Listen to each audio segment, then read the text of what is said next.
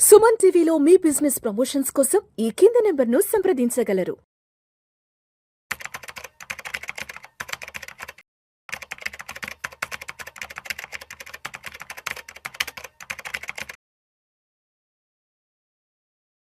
Hello everyone. So మార్కెట్‌లో IPOs వెల్లువ అనేది మనకి స్టార్ట్ అవబోతోంది. ఎందుకంటే మార్కెట్స్ అన్నీ కూడా ఇప్పుడు కొంచెం పాజిటివ్‌లోకి వచ్చాయి. So US and Iran peace agreement జరిగింది. స్ట్రెయిట్ ఆఫ్ హార్మోస్ కూడా ఓపెన్ అవుతుంది. జియో పొలిటికల్ టెన్షన్స్ కూడా తగ్గగానే ఎప్పటినుంచో వెయిటింగ్‌లో ఉన్న ఐపీఓస్ అన్నీ కూడా నెక్స్ట్ 6 మంత్స్‌లో రాబోతున్నాయండి. మీరన్నీ కూడా మీ ఫైనాన్సెస్‌తో రెడీగా ఉండొచ్చు. సో ఈరోజే ఆకాష్ అంబానీ జియో అండ్ రిలయన్స్ మీటింగ్‌లో యాన్యువల్ జనరల్ మీటింగ్‌లో డిక్లేర్ చేశారు. So Jio platforms are finally coming into the IPO. One of the biggest IPO ఎవరని అంటున్నారు. సో వాళ్ళు కూడా ఫైల్ చేస్తున్నారు సెబీకి.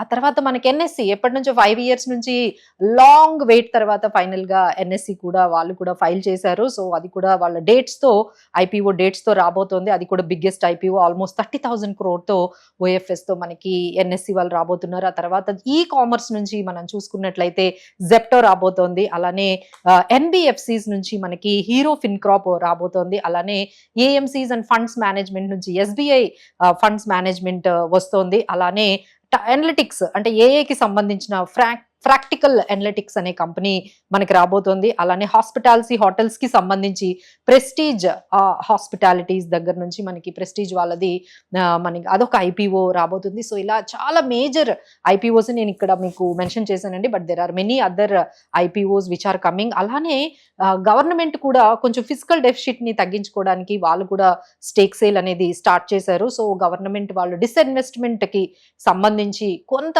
స్టేక్ సేల్ అంటే కొన్ని పిఎస్యు బ్యాంక్స్ అంటే ఎస్జిఎవెన్ కానీ ఎన్ఎల్సి కానీ గేల్ గ్యాస్ ఇలాంటివి కూడా మార్కెట్లోకి రాబోతున్నాయి. ఇవన్నీ కూడా పిఎస్యూస్ గవర్నమెంట్వి వాళ్ళ స్టేక్ సేల్ డిస్ఇన్వెస్ట్మెంట్ కోసం అవి కూడా మీకు రాబోతున్నాయి. సో ఒకవైపు పిఎస్యు సెక్టార్ కి సంబంధించిన కంపెనీస్, ఒకవైపు ఈ బిగ్గెస్ట్ సెక్టార్స్ కి సంబంధించిన ఐపీఓస్ అన్ని కూడా మార్కెట్లోకి వస్తున్నాయి. So how to look about it అంటే వీటిని ఎలా తీసుకోవాలి, ఎలా మనం సెలెక్ట్ చేసుకోవాలి. ఫస్ట్ థింగ్ ఏంటంటే వాళ్ళ లాస్ట్ ఒక 4-5 ఇయర్స్ గ్రోత్ ఎలా ఉంది, వాళ్ళు నిజంగా ప్రాఫిట్ మేకింగ్ కంపెనీ అయినా మీకు లాస్ మేకింగ్ కంపెనీస్ అయితే మీరు కంప్లీట్ గా అవాయిడ్ చేయొచ్చండి. సో ప్రాఫిట్స్ ఏవైతే కన్సిస్టెంట్ గా తీసుకొచ్చిందో అది మనము చెక్ చేసుకోవచ్చు. లేకపోతే ఇంకోటి ఏంటంటే కాంపిటేటివ్ అడ్వాంటేజ్. ఇప్పుడు ఎన్ఎస్సి తీసుకున్నారనుకోండి, దానికి అసలు కాంపిటీషనే లేదు. So world's largest derivatives exchange గా మనం ఎన్ఎస్సిని చూడొచ్చు. సో కాంపిటేటివ్ అడ్వాంటేజ్ అనేది ఉంటుంది. But in the same time valuations ఎలా ఉన్నాయి అనేది కూడా మనం చెక్ చేసుకోవాలి. వాల్యుయేషన్స్ చూసుకునేటప్పుడు అదే పర్టికులర్ సెక్టార్ లో మిగతా కంపెనీస్ వాల్యుయేషన్స్ ఎలా ఉన్నాయి, వాటి పిఈ ఎలా ఉంది, తర్వాత ప్రైస్ టు బుక్ వాల్యూస్ ఎలా ఉన్నాయి, ఇవన్నీ ఆర్ఓఈ ఎలా ఉంది, ఇలా మీరు అదే సెక్టార్ లో ఉన్న మిగతా కంపెనీస్ తో గానీ మీరు కంపేర్ చేసుకున్నట్లయితే ఈజీగా మీరు సెలెక్ట్ చేసుకుంటారండి. అవి వాల్యుయేషన్ లో హైలో ఉన్నాయా, లోలో ఉన్నాయా అనేది మీకు ఖచ్చితంగా తెలుస్తుంది. అలానే ప్రమోటర్స్ ఇప్పుడు రీసెంట్ గా మనం ఒకటి చూసాం, రాజేష్ ఎక్స్పోర్ట్స్ ఏ విధంగా వాళ్ళు వెళ్ళారు అంటే హైయెస్ట్ ప్రైస్ కి వెళ్ళింది.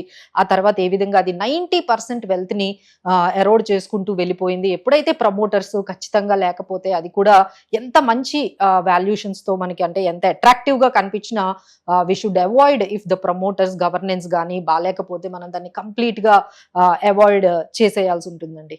సో ఏ విధంగా ఐపీఓస్ మనకి బజ్ కనబడుతుందో అలానే అన్లిస్టెడ్ షేర్స్ కూడా మనకి అదే రకంగా బజ్ అనేది క్రియేట్ చేస్తూ ఉన్నాయండి. ఇప్పుడు ఎన్ఎస్సిలో మీకు కావాలి అనుకుంటే బయట మనకి 2050, 2040 ఈ రేంజ్ లో మనకి అవైలబుల్ గా ఉన్నాయని నాకు చాలా మంది సజెస్ట్ చేశారు. అలానే జెప్టో కూడా 35 నుంచి 40 వరకు అవైలబుల్ గా ఉందని చెప్తున్నారు. సో కొంతమంది ఏంటంటే ఐపీఓ వరకు కూడా వెయిట్ చేయట్లేదండి. అన్లిస్టెడ్ షేర్స్ లో మనకి మార్కెట్ లో దొరుకుతూ ఉంటే వాటిని కూడా పికప్ చేసేసుకుంటున్నారు. అంటే you can see the demand, వీటికి ఎంత డిమాండ్ ఉందో. But again grey market price గాని చూసి మీరు లేకపోతే ఫ్యాన్సీ మనకి ఏవైతే ఎక్కువగా వాళ్ళు మార్కెటింగ్ చేసుకుంటూ మనకి మీడియాలో ఎక్కువగా చెప్తున్నారు అవి కూడా కొంచెం అంటే అలాంటివి అంటే వాటి లాస్ మేకింగ్ కంపెనీస్ ని కూడా చాలా అంటే ఎవరైతే వెంచర్ క్యాపిటలిస్టులు ఉంటారో వాళ్ళందరూ ఎగ్జిట్ అవ్వడానికి కూడా ఈ ఐపీఓ ఒక రూట్ అవుతుంది. కాబట్టి సో వాళ్ళు ఎగ్జిట్ అవ్వడానికి ఈ ఐపీఓ వస్తుందా, డెట్ రీకన్స్ట్రక్షన్ కి వస్తుందా, లేదా ఎక్స్పాన్షన్ కోసం వస్తుందా, ఇవన్నీ కూడా అసలు రీజన్ ఏంటి, ఆ కంపెనీ గురించి మీరు వాటి business profitable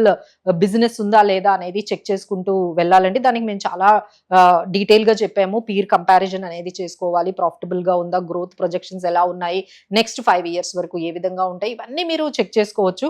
but again I'm giving certain guidelines అంటే మీరు సెక్టార్ వైజ్ కూడా సెలెక్ట్ చేసుకోవచ్చు అండి. అంటే there are many SMEs might come in the further, అలానే కొన్ని ఐపీఓస్ ఎస్ఎంఈస్ అన్ని కూడా మీకు వస్తున్నాయి కాబట్టి, సో కొన్ని సెక్టార్ నుంచి ఎప్పుడైతే ఐపీఓస్ వస్తున్నాయో వాటిని మీరు డెఫినెట్ గా ఒకసారి చెక్ చేసుకోవచ్చు. లైక్ ఎగ్జాంపుల్ ఏఏ ఎనేబుల్డ్ కానీ సాస్ కానీ వీటికి సంబంధించిన ఈ డేటా సెంటర్ డేటా అనలిటిక్స్ సంబంధించిన ఏమైనా ఎస్ఎంఈ ఐపీఓస్ కానీ లేకపోతే ఐవీస్, లెట్స్ ఏ ఎగ్జాంపుల్ ఈ ప్రాక్టికల్ అనలిటిక్స్ అని చెప్పాం కదా, సో ఇలాంటివి ఏమైనా ఏఏ ఎనేబుల్డ్ వచ్చిన ఇలాంటి కంపెనీస్ ని మీరు కొంచెం అబ్జర్వ్ చేయొచ్చు. ఇంకా ఫైనాన్షియల్ సర్వీసెస్ అయితే చెప్పనే అవసరం లేదు. ఎన్బిఎఫ్సిస్ కానీ ఏఎంసీస్ కానీ ఏవైనా ఫైనాన్షియల్ సర్వీసెస్ తో కానీ వచ్చినట్లయితే వాటిని మీరు అబ్జర్వ్ చేయొచ్చు. అలానే infrastructure and logistics like ports కానీ రైల్వేస్ కి సంబంధించిన ఏదైనా ఇన్ఫ్రాస్ట్రక్చర్ కి సంబంధించిన ఐపీఓస్ ఎస్ఎంఈస్ కానీ మీరు చెక్ చేసుకోవచ్చు. అలానే హెల్త్ కేర్ అండ్ ఫార్మా ఇది కూడా, అంటే హాస్పిటల్స్ కానీ డయాగ్నోస్టిక్ సెంటర్స్ సంబంధించిన ఎస్ఎంఈ ఐపీఓస్ కానీ లేకపోతే నార్మల్ ఐపీఓస్ కానీ మెయిన్ బోర్డ్ ఐపీఓస్ ని కానీ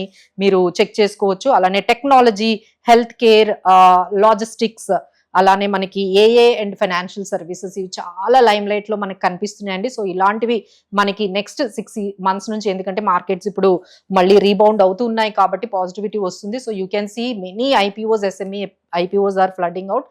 బట్ అగైన్ మీకు ఏమైనా డౌట్స్ కానీ ఏదైనా మీకు ఎందులో ఇన్వెస్ట్ చేయాలనే క్లారిటీ కావాలన్నా మేము ఉన్నాము, అలానే ఎక్స్పర్ట్స్ ఉంటారు, వాళ్ళని ఒక్కసారి మీరు అబ్జర్వ్ చేయండి.